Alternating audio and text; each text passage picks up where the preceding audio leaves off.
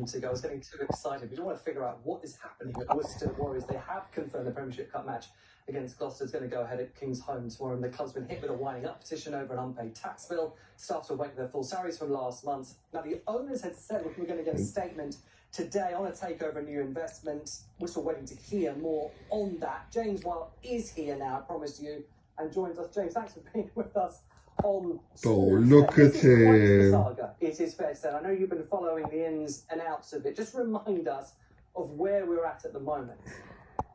I think it's worth going back a few days, do a little timeline here. September the 10th, the owners of the club said that the deal will be done in 72 hours. Monday, September the 12th, the heads of terms have been agreed with lawyers. Bless her, she's quite good. In 24 hours. That never happened. September the 16th, heads of he's clearly reading it. have been signed at 1 p.m. or words to that effect. That didn't happen either. And then remarkably, about 2 o'clock on Sunday, when we were working at the game, the press release came by BT Sport to say that the heads of terms will be announced within 48 hours.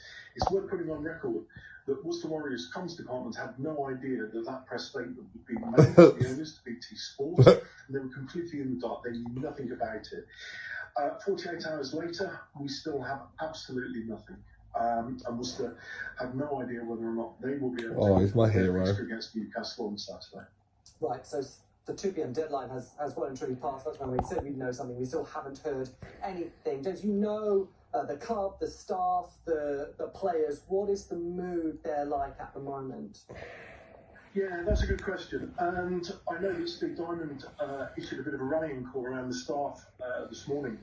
And basically the message was, look, are you guys prepared to go through the unpaid work, the 24-hour shifts that you put in last week to put this game on again?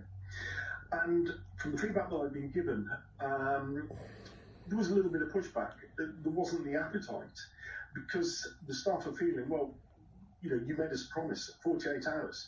Now, we know with both Colin Goldring and Jason Whittingham, the truth is elastic with them. Let's put it like that. And I think it's a scenario whereby defining 48 hours is interesting, bearing in mind Monday was a bank holiday.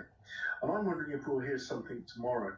The question that I think you have to ask yourself is, given the turnaround of the heads of terms, is any deal likely to go ahead with the level of superficiality that and the lack of due diligence that would have been done by any legal team? I would doubt that. The second thing is, if you were a likely investor, would you want to take the club on as it stands now with 30 million quid's worth of debt? Or would you want to wait till you go into administration to alleviate yourself of some of that debt?